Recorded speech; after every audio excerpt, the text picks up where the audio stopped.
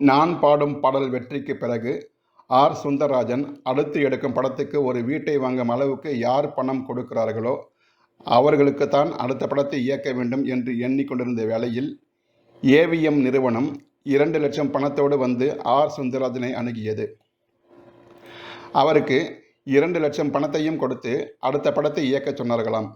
அப்போது சுந்தரராஜன் இன்னும் கதை தயாராகவில்லையே என்று சொன்னபோது, பரவாயில்லை, இந்த பணத்தை வாங்கிக் கொள்ளுங்கள், பிறகு கதையை தயார் செய்யுங்கள் என்று கூறி பணத்தை கொடுத்துவிட்டு சென்றார்கள்.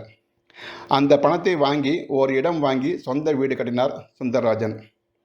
பிறகு கதையை தயார் செய்து கொண்டு ஏவிஎம் நிறுவனம் சென்று கதையை சொன்னாராம். கதையை கேட்டவர்கள், நன்றாக உள்ளது, இதற்கு யாரை கதாநாயகனாக போடலாம் என்று கேட்டபோது விஜயகாந்தை போடலாம் என்றதும் ஏவிஎம் நிறுவனம் அதனை ஏற்றுக்கொள்ளவில்லை. நான் பாடும் பாடலில் நடித்த சிவகுமாரையே கதாநாயகனாக போடலாம் என்று ஏவிஎம் நிறுவனத்தார் கூறியபோது அதனை சுந்தரராஜன் ஏற்கவில்லை. அந்த வெள்ளையன் கேரக்டருக்கு விஜயகாந்த் தான் மிக பொருத்தமாக இருப்பார் என்று உறுதியுடன் கூறினார் சுந்தரராஜன்.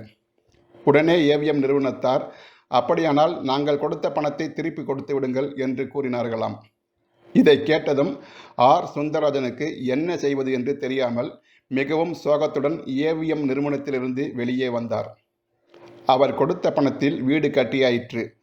2 லட்சம் உடனே தயார் செய்ய முடியாத நிலை. ஒரு நாள் மிகவும் சோகத்துடன் நடைபயிற்சி சென்றபோது ஆர். சுந்தரராஜனின் முகவாட்டத்தை கண்ட தூயவன் ஆர். சுந்தரராஜனிடம் காரணம் கேட்டார். ஆர். சுந்தரராஜன் நடந்ததை கூறினார். இதற்கு ஏன் நீங்கள் கவலைப்படுகிறீர்கள் என்று கூறி தயாரிப்பாளர் பஞ்சு அருணாசலத்திடம் அழைத்துச் சென்றார்.